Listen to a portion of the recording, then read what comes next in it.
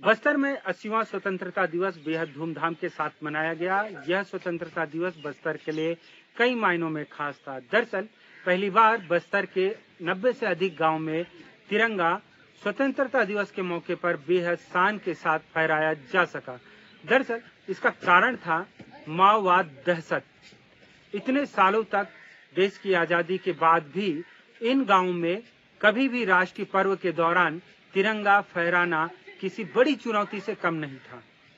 चाहे वो फिर उत्तर बस्तर का महाराष्ट्र से लगने वाला सीमावर्ती इलाका हो, अबुझमाड़ का इलाका हो, या फिर तेलंगाना बॉर्डर का करेगुट्टा का इलाका हो।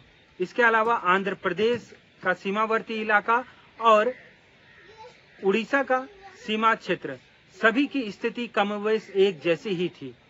इन इलाकों में माओवादी दहशत हुआ करती थी। 4.5 दशक तक माओवादी यहाँ पर थे और माओवादी दहशत इतनी कि राष्ट्रीय पर्व के दौरान तिरंगा फहराना यानी कि मौत को दावत देना।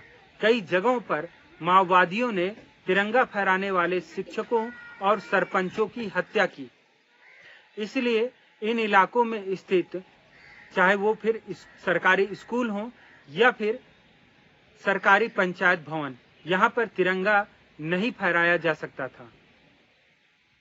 माओवादी कई बार पहुंचते थे और तिरंगा उतारकर वहां पर काला झंडा फहरा दिया करते थे।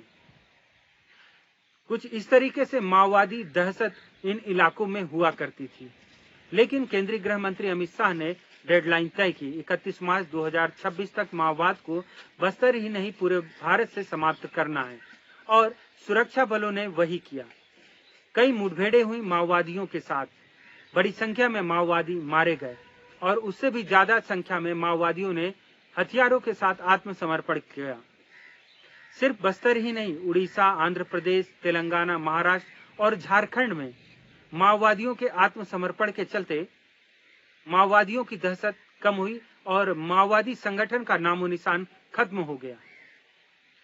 इसका सबसे बड़ा असर देखने को मिला बस्तर में।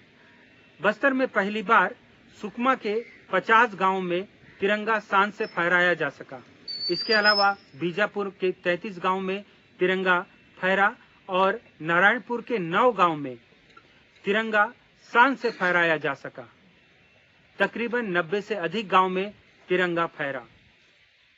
प्रदेश के गृह मंत्री और उप मुख्यमंत्री विजय शर्मा बाइक रैली लेके बस्तर पहुंचे और उन्होंने कई गांवों का दौरा किया।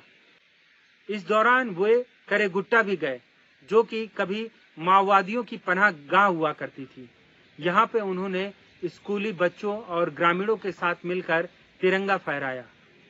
इसके अलावा उप मुख्यमंत्री विजय शर्मा झीरम घाटी भी गए। साल 2013 में माओवादियों ने झीरम घटना को अंजाम दिया था।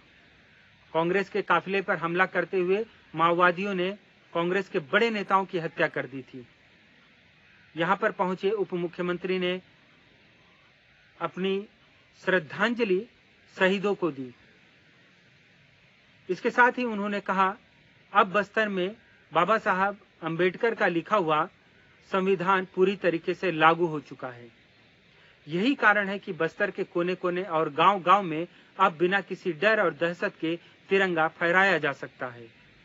लेकिन तिरंगा फहराने की कहानी इतनी आसान नहीं थी। इसके लिए सुरक्षा बल के 1280 जवानों ने सिर्फ बस्तर में अपनी शहादत दी। 1600 से अधिक ग्रामीण माओवादी हिंसा का शिकार हुए। तब जाकर बस्तर शांति का टापू बन सका।